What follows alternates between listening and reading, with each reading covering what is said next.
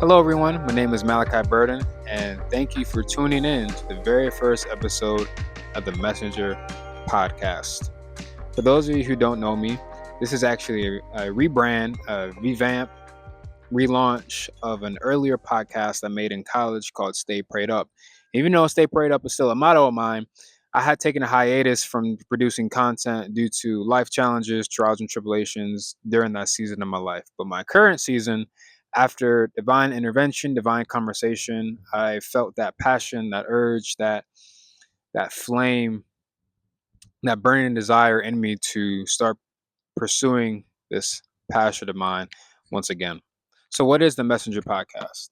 The Messenger Podcast is a platform to give people a space, an opportunity, a chance, a really an environment to empower people and to entrust people with the opportunity to share their message with the world. We all have been through life, challenges, struggles, trials, tribulations. We all have gone through things that where people have done things to us and mistakes that we've made. And with that, we all carry a message. And this podcast is to give people that chance to share the message because there's someone out there, one out of the 99, that one person out there is going through something exactly what you've been through or what you're going through. And there may be in a season of where their hope is lost, where their faith is dwindling, that flame inside of them that was once burning with passion and hope and faith and desire has gone out. And maybe they're on the verge of maybe not even wanting to live anymore. Your message can help save someone's life. Your message can help save a family. Your message can help maybe a young man out there or a woman out there grow up with a father and a mother. Your message can help save a marriage. Your message can help save a business. Your message can help really change the world. And that's what this podcast is all about. As I said, my name is Malachi, and Malachi in Hebrew means my messenger.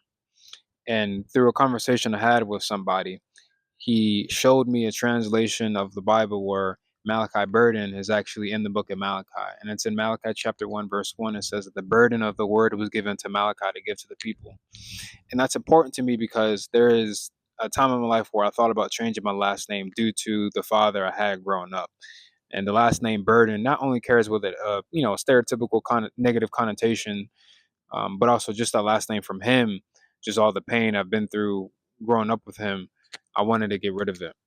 And that reminder of just seeing my name in that passage, in that scripture, in that sentence, reminded me that the good, bad, and ugly, God can still orchestrate all of our steps, despite what we've done or despite what people have done to us.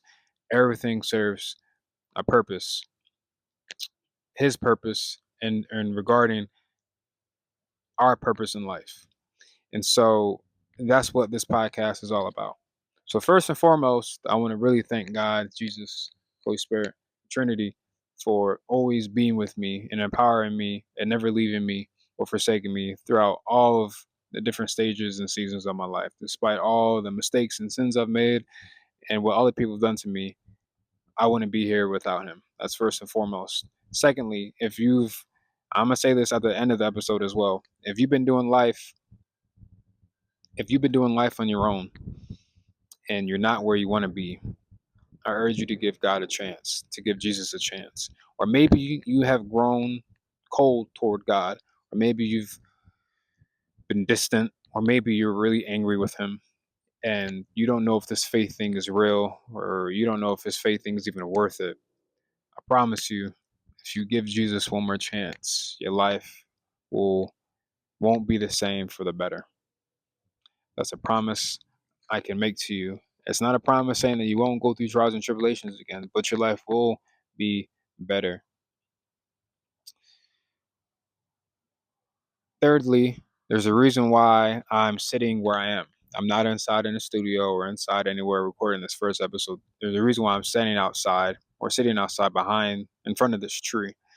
This tree is in my grandparents' backyard, and I planted this tree when I was a kid. And if you notice, it's inside of a makeshift fort and it's in a sandbox. And I'm sitting at the base of the tree. This is the trunk, just to show you how big this tree really is.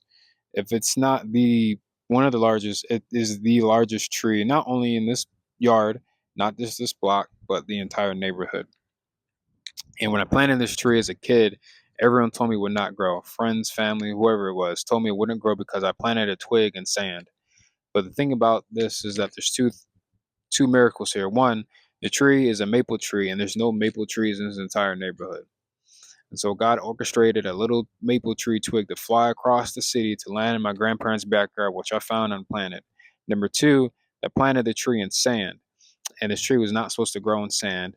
And at first, it had no growth through the entire summer which I planted it. It wasn't until after I left my grandparents' house during the next spring season that leaves started to grow, and the rest is history. Every single day, I watered and took care of this tree, put rocks around it, made little moats about it, day in and day out, rain, no rain, sunshine, no sunshine. I was like taking care of it. What I want to tell you is this: whatever you plant in faith will grow. Despite what the world says, despite what your friends or family say, despite what strangers say, despite what the social media comments say, whatever you plant in faith and you nurture it in faith, it will grow. As long as you meet God halfway, Jesus will take care of the rest. There's a quote that I live by that says this, that when the dream is big enough, the facts don't count because the facts always change. It doesn't matter if you're trying to start a business, create an invention, creating a podcast, creating a clothing brand, social media brand, going to college, going to trade school, you want to get married, you want to be sober, free of an addiction, free from trauma, free from abuse, whatever it is. Whatever you plant in faith, it will grow. And lastly, what is this podcast all about? As I kind of hinted before, this podcast is for people to share their message. It doesn't matter what they've been through, a wide variety of topics, whether it can be a divorce, a miscarriage, abuse, drug addiction, prison incarceration, business failure, financial miscues, financial mistakes, sinful mistakes, an affair, whatever it is, the good, bad, and ugly. We all carry with us life lessons that we've learned, and that allows us to have a testimony, a message for the world. And so, before I begin with my message, I want to preface this, that there's an acronym I came across and it says HOT: honest, open, and transparent. And the reason why I want to say that is because I want this message for me to be honest, open, and transparent. So there's a level of trust between you all, the listeners and viewers, and myself, that this podcast really is supposed to be honest, open, and transparent, raw, unfiltered emotions where people can really be themselves. And I'm trusting people to be themselves, and they're trusting me to respect their vulnerability. And so without further ado, I want to get into my message. I don't want to go super long because this podcast isn't about me. It's about what the messages of other people and how God is orchestrating everything in our lives for his glory and the greater good. So like I said before, I'm in my grandparents' house right now, and located in Sioux Falls, South Dakota. So yes, there are people in South Dakota, and yes, there are black people, minority in South Dakota. I was not raised here. I was raised in Baltimore, Maryland, but I was born here. My mom met another man by the name of Mike. I'm just going to address him as Mike instead of Dad because there's two dads in the story. So just for the lack of confusion, I'm just going to say Mike. My mom met Mike. They had a kid. They got married. We moved to Ithaca, New York. Inside of the home, outside of the home, I admired my dad. You know, he was a college basketball coach, D1. I felt I'm a prince basically, and I love basketball. I love the sporting events I was able to go to all the time, sitting courtside, things like that. But inside the home, Mike was a different person. There was a lot of violence, a lot of just anger all the time, a lot of abuse, and I'd always ask my mom, like, why is he doing this? Why are you crying? What, like, why is Mike dad acting like this? You know? And so the superhero that I saw outside the house wasn't the superhero I saw in the house. Really like a supervillain. And long story short, there's a divorce, a very nasty divorce. And I just remember that day I never got to saw Mike again. He never came during that time when we were packing up the U-Haul truck and stuff like that. Never saw him again. So that really sparked a lot of rejection issues and anger issues. I picked up a lot of anger issues just from witnessing what was going on inside the house. But that day specifically, I had a lot of anger and rejection issues stemming from that day. And, you know, as a result, when I moved to Baltimore, Maryland, culture shock, right? I'm this never grew up in the inner city in the urban context, and so I had to pick up a lot of slang, tendencies, habits, how people moved and operated, how to get with the times, with the environment that I'm in. And so, and I'm this black kid from South Dakota. I got got looked at as weird. Not really bullied a lot because I was kind of big for my size, and athletic, but still looked at as weird a little bit. And so, however, that anger I had really was my thorn in my side. Right, I got really angry with classmates, teammates in sports, teachers, things like that. And I was getting suspended all the time, detention all the time, getting kicked out of recess, things like that. And I remember in middle school, my anger got so bad that I remember there was a time where, and I was a straight A student basically, pretty much. Um, and I remember I had gotten suspended so bad from fifth grade, the sentence carried on into sixth grade. So I had this reputation already. But in middle school, I remember my mom got into a car accident and she almost lost her life. I won't get into the details. You'll hear about that later in later episodes. But she almost lost her life, and it was a reality check to me because the last memory that she would have had, some of the very latest memories she would have, or a few memories she would have had, would have been of me not getting rejected of all the private schools she tried to get me into. So she, um, basically, I was getting accepted to all the private schools that she applied me to, but all of them rejected me because of my behavior grades. And so one of the very last memories I would have had of my mom and that she would have had of being on this earth was me not getting into private school. And I felt terrible. One of the things I made mom cry a lot, made my mom mad a lot, angry a lot, raged a lot. But one of the things I really hated was disappointing my mom. And that really was a reality check to me, especially when I saw her the first time in the hospital. Just seeing what she had to go through just to be able to walk again after doctors told me she would have to amputate her legs and not be able to walk again, things like that. Just seeing the pain and of getting back to me and my brother at home because my dad wasn't helping us take care of the time. We were really relying on our friends, family, and the church to help take care of us till until my mom got home, and just seeing her progress from wheelchair all the way to walking again. Um, you know, I had to grow up. I had to mature. Whoever wasn't fully healed from everything I was going through because of my dad. And so, you know, everything was good until high school hit, right? Still good in high school. And then there's a point in time where me and Mike weren't cool. I was kind of over him, all the abuse verbal and social media abuse he was doing to my mom and things like that, sending her nasty texts, just disrespecting her and stuff. And all the failed promises of trying to come see me and my brother or take us to my grandparents' house, stuff like that. All failed promises, right? Just a stereotypical absent dad, mean dad, things like that you hear in society, statistics, things like that. And so I was over it. My brother was younger than me, but he was starting to get over it as well. And remember, we're at my grandmother's house one time. And right before this, I found out in high school that my Mike was not my biological father. And so this is important because when this occurrence happened at my grandmother's house, Mike was trying to get me and my brother's attention. I was ignoring him. I didn't want nothing to do with him. And my brother finally came to the realization that his superhero, that his dad, which is his biological dad, was not a superhero. And so he had really nothing to do with him either. And especially because there was a time where Mike wasn't paying child support on purpose out of spite, and he brought his girlfriend to one of my brother's football games, and that really rubbed me and my brother the wrong way because we were like, "You're not paying us any money. You're not supporting us. You're not coming to see us. You're not taking us to do anything. However, you're spending money on a girl that we don't know, and you want us to be cool with her and introduce us to her. And while you're disrespecting my mom at the same time, it wasn't happening." And so long story short, my dad got upset that we weren't giving him the quote unquote respect that he thought he deserved. And so he wanted to fight my brother, and I stood up for him. At this point in time, no other of the other men in the family were there, like my cousins or uncles or stuff like that. And so I had to stick up for my dad. I wrestled in high school, so I was pretty big and stocky, but not my dad's size. My dad is about 6'7", 6'8", and about 220, 215, big dude. But however, I had no fear of my heart because I realized if no one stands up for my brother's gonna get hurt. Long story short, me and my dad got into a scuffle, and I remember he yelled at the top of his lungs, "That's why you're not my son," because he thought I didn't know, but I knew, and that backfired on him. I remember he left the house crying and things like that.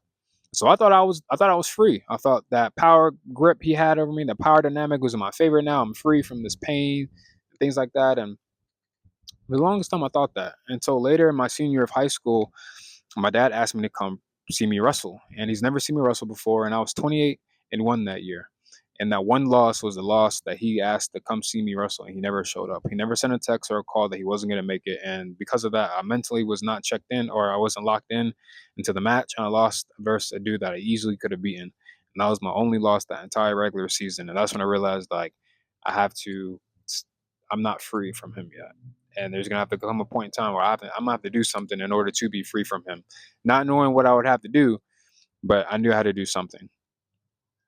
Long story short, got into college. I went to Penn State, and everything was going great, you know.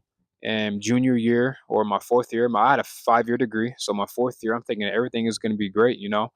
I had fallen a little bit behind in my major, but I caught back up. So I'm like, okay, I'm gonna get a car. I'm gonna get my first car. I'm back in my major now, or caught up. I'm gonna get an internship.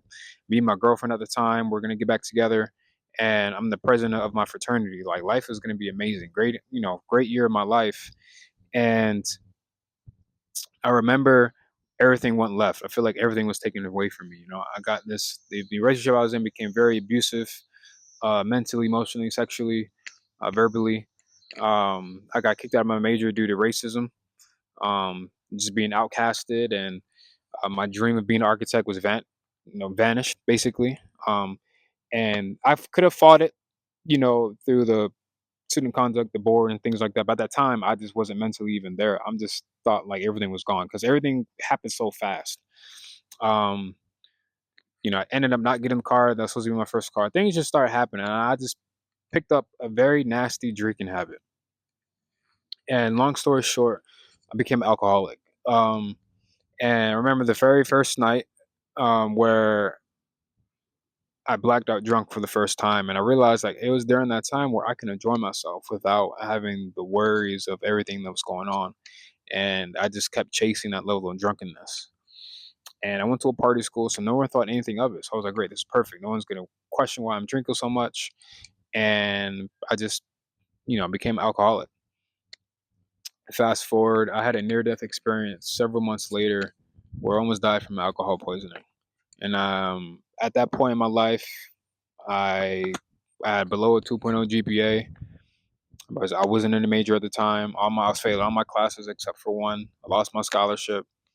I'm in this abusive relationship, um, and I'm addicted to alcohol. You know, spending hundreds, if not thousands, of dollars a week on alcohol, and it was not just for myself because, like I said, I want people to know what I was going on. So I was buying alcohol for a lot of people too, just kind of being a life of the party type of guy.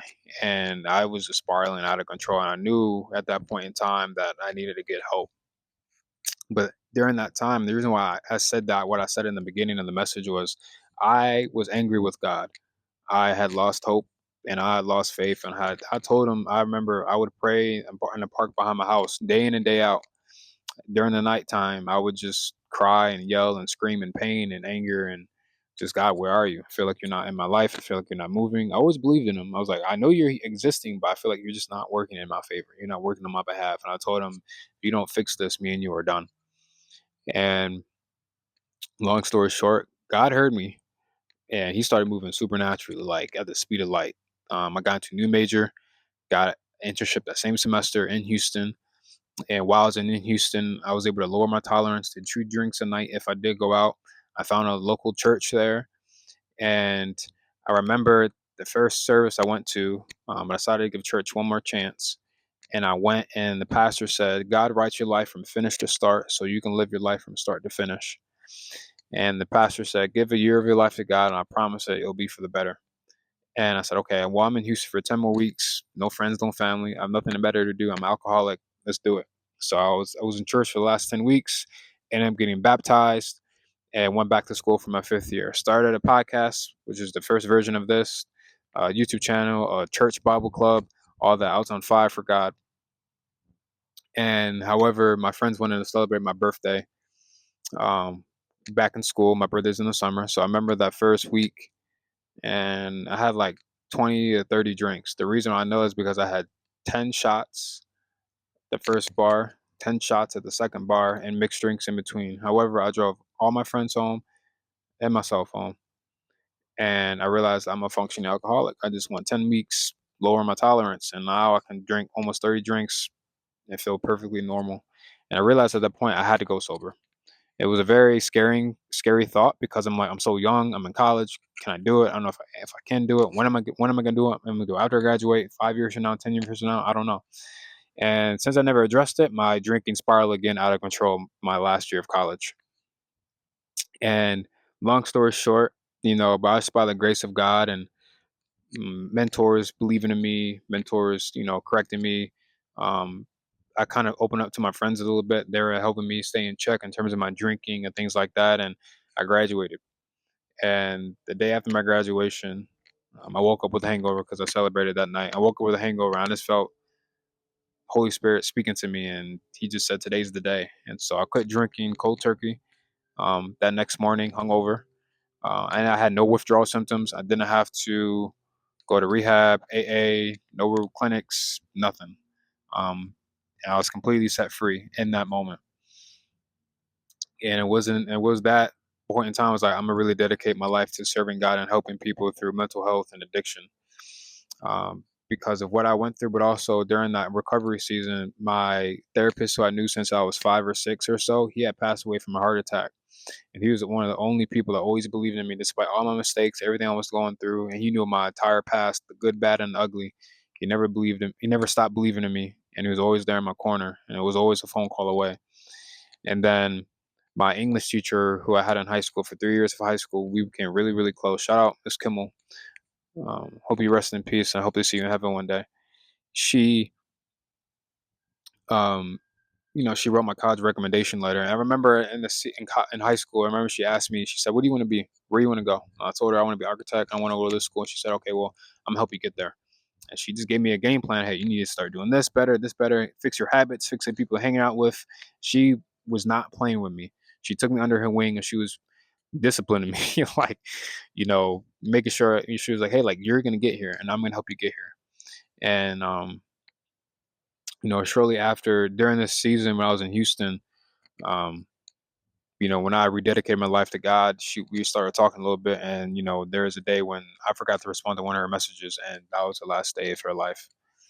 And I knew what she was going through. She was going through a lot of mental issues and addiction issues, and so those two deaths really sparked flame in me to help people way my help therapist helped me, but in a way that can help people that are struggling and hurting, like my teacher, Miss Kimmel, was.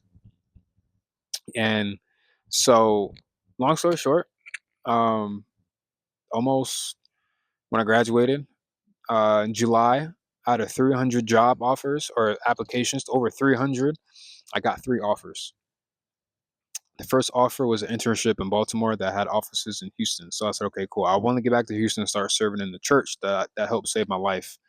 And so the first day of the internship, I got fired because they forgot to schedule my drug test. So it looked like a black dude skipped his drug test. So I got fired. And they didn't even tell me I got fired. They wouldn't even allow me access into the building, which is really weird. And then I got a letter in the mail like 2 weeks later. So that really struck my mental health. I was super depressed. I'm like, I'm freshly sober. I'm like, bro, I just want a job. Because the internship I had in Houston took back their offer. So now I don't have a job offer anymore. So that's why I'm like kind of spiraling out of control and just rushing to get an employment right before my student loans kick in. And so that happened. Then after that, um, I had a second job offer. The job was in New Jersey, and I didn't want to go to New Jersey. And somebody was telling me, "Don't take this job," but I took. I got an interview with them. They fast forwarded me for the last round. And I was in Philly at the time, visiting, and they wanted to do another interview on the spot. So I did. I called them back, and do the interview. They gave me an offer. I'm like, but something in my spirit was telling me this is not where you're supposed to be. Don't just take something out of necessity and you being drastic, or what's the word I'm looking for? Uh, Eager, or not eager, but I'm just I'm on my last limb. I'm just gonna take anything just for the sake of it, just could due to me not having a job. Like, don't. I have felt the spirit telling me don't take it because of your situation and your circumstances if it's not where you're supposed to be. Like, don't fall for the fool's gold, basically. And I told them, how long do I have? They said 2 weeks. So I said, okay, cool. So I remember just waiting and waiting and waiting. Okay, God, what am I supposed to do? I remember that's when the third offer comes in. It's when 3 days before my birthday, I get a call from 8 in the morning on a Friday, and it was a lady calling me that she was going to offer me, or the company that I worked for was going to offer me a job on Monday morning. And um, it was the one job that I interviewed with in October. And so between October and July, I had no communication. My application site was just open, and they finally reached out to me and gave me an offer. And I was just so ecstatic. And so I was able to move to Houston and start serving in my local church. And, you know, that was really, like I said, from my first time in Houston till now, those almost 12 months to the year to date from when the pastor said, give a year of your life to God and your life will be for the better. And I'm a true testament to that. And so while in Houston, like I said, that pain of my father's and stuff like that wasn't healed. And there was a time I was dating this girl and I had lost my anger really badly. And it was a really tragic incident, really traumatic incident. I realized that I need to forgive my fathers. I didn't come to the realization yet, but I realized like I need to address this pain, this anger. And so because of the situation, I had reached out to some men in my church and say, hey, I need some help. I need some accountability. I need to grow. I need to heal. I don't know where to start. And so I got into 2 classes on authentic manhood and maximize manhood. And that's when I learned about the father wound. And I realized that in order for the father wound to heal, I had to forgive both my dads. And so I remember, and I'm going to say this to viewers and listeners. If you grew up without a dad or mom, and you have a lot of tendencies, habits, traits, characteristics, whatever it is that you don't like anger or anxiety, stress, or just other emotions that get out of control, forgive them. Reach out to them and forgive them. But do it without expectations. The reason why I'm saying that is because my grandmother, I remember it was leading up to the day I was going to do it. And she told me, forgive them without expectations because you don't know how they're going to act and they may not be sorry for what they did. And so Mike, the one I grew up with, I reached out to him. I called him, we talked, and he wasn't apologetic at first. He actually told me all this stuff happened so long ago, I need to forget it. Now I'm like 25 years of trauma. You just want me to forget it? Like I was so angry, and I had three options. Either we can get into like a cursing match, shouting, stuff like that. I can hang up the phone, or the third one is I can forgive him. And it took every ounce of physical, emotional, mental, and spiritual strength within my body to forgive this man. It was like the longest 5-second pause in my entire life, and I did. And I just felt all this weight of pain and anger and rejection and all those emotions from my childhood just all gone, vanished. And that gave me so much more peace and joy. And it made forgiving my biological father, who was in jail at the time, easier. And so I wrote him a letter. He called me. I was at Buffalo Wild Wings. He called me, and he super apologetic, super loving, super forgiving, or wanting forgiveness. And we talk to this day. And because of that, of me forgiving my stepfather, Mike, I was able to forgive my biological father. And because I forgave my biological father, I was able to meet my grandmother for the first time. The reason why that's so important, because she passed away 2 years later. If I always waited a little bit longer in the forgiveness, I wouldn't have met my grandmother for the first time. And not only that, my dad is still in jail. And so I was able to meet him one time or twice before he went back to jail. But we found out through ancestry.com that I have he has another son out there. So I have another younger brother. Shout out Preval. We just met for the first time this year, a couple weeks ago, and then we found out we have another half sister out there. So it's just been a blessing, right? Like that. For my father thought he had no kids or he never thought he'd ever meet me. I'm in his life now and now have more family out there, a brother and a sister, and that we're growing. And I talk to my dad in jail almost every day, every other day, weekly. um, we have a great relationship, and he tells me that he loves me and he's proud of me all the time. And that's something that we always wanted, right? The things that I didn't get from my dad growing up, I have from my real father, right? And me and my stepfather, we're cordial. There's no animosity when he texts me or calls me. I'm free from that. But we're not best friends. We're not buddy buddy. We don't talk often. So that's why I'm trying to tell y'all, forgiveness is for yourself. It's not for the other person. You don't have to be best friends with that person. You don't have to be buddy buddy and best of friends and go on coffee dates, matcha dates, go to the movies, the batting cage, go play basketball, whatever it is, the arcade, the bar, whatever. You don't have to do that. Just forgive them so that you can move on in your life, because there's blessings on the other side of your forgiveness. If I didn't forgive my father, I wouldn't have met my biological father. I wouldn't have met my grandmother. I wouldn't have met my brother, right? All those blessings I would have robbed from myself. God was trying to give me all along, but I was delaying those blessings because of my ego, my selfishness, my pain, that mental, emotional, spiritual prison that I put myself in from an early kid through high school, through college to adulthood, that only by the power of forgiveness I was able to free myself and really allow Jesus and Holy Spirit to move into my life and unlock all these blessings for me. So I urge you out there, whoever's listening to this, if it's someone you need to forgive, family member, friend, or stranger, do it, because you never know what blessings you may be blocking. All that freedom from forgiving, you know, I was really free, started really increasing my level of servitude in the church. And that's when I realized, like, I want to follow my passion full time. So I got into grad school, got my master's degree. Then now I'm pursuing my doctorate degree in ministry and executive leadership at the King's University, TKU in Dallas. Shout out TKU. And so I, you know, I'll say this: when you are a warrior in God's kingdom, when you are favored by God, you are also a target and an enemy of Satan's kingdom, of the earthly kingdom, and the world's kingdom, so to speak.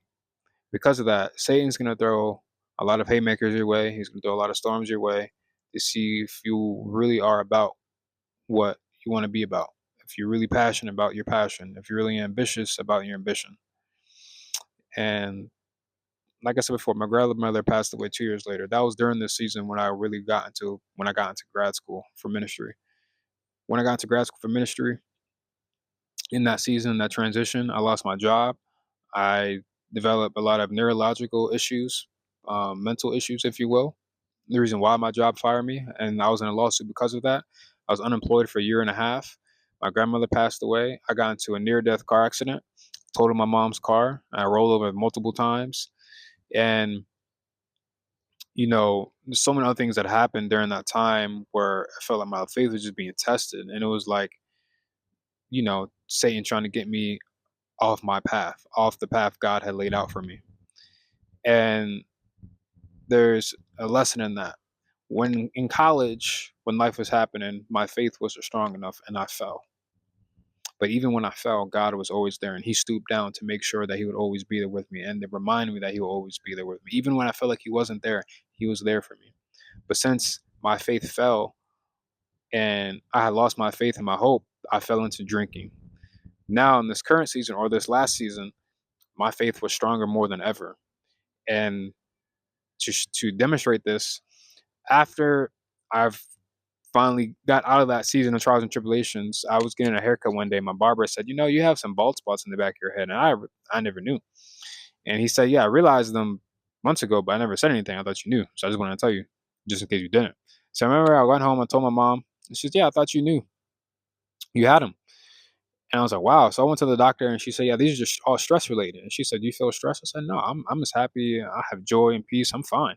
And she said, well, have you been through anything traumatic? I said, yeah. So I was just listening to her things. She said, well, all these are related to this. And so the reason I'm telling you is that this is a representation of the spirit versus the flesh. In my spirit, I'm full of joy and peace, but my body is screaming I'm stressed.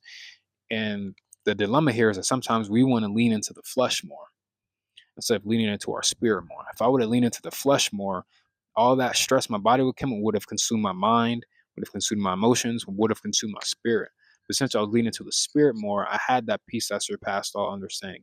I had that joy that comes in the morning. I had all the promises that God has for me that's written in the Bible. I was living them out, right? I was standing on those promises. I was waiting for those promises to come to pass. And that's why I never fell back into depression or fell back and relapsed into alcohol or other negative coping mechanisms. And so I want to leave you all with that.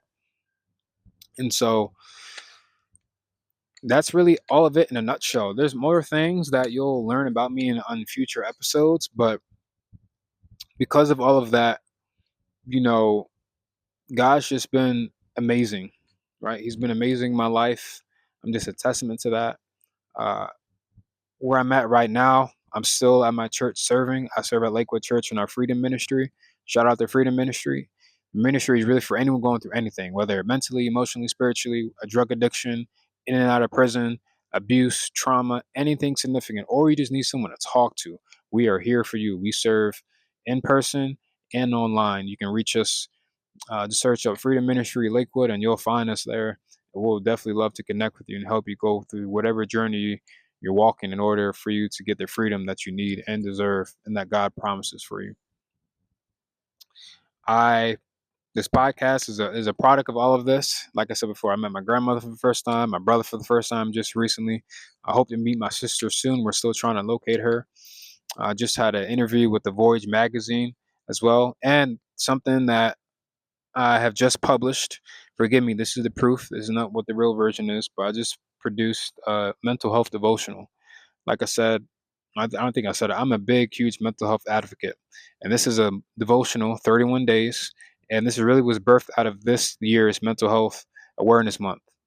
And so, shout out Glenn Bone for pushing me to create something. I made it just for the month to create something tangible for all seasons of life and for something that goes outside the four walls of just the church I'm serving at.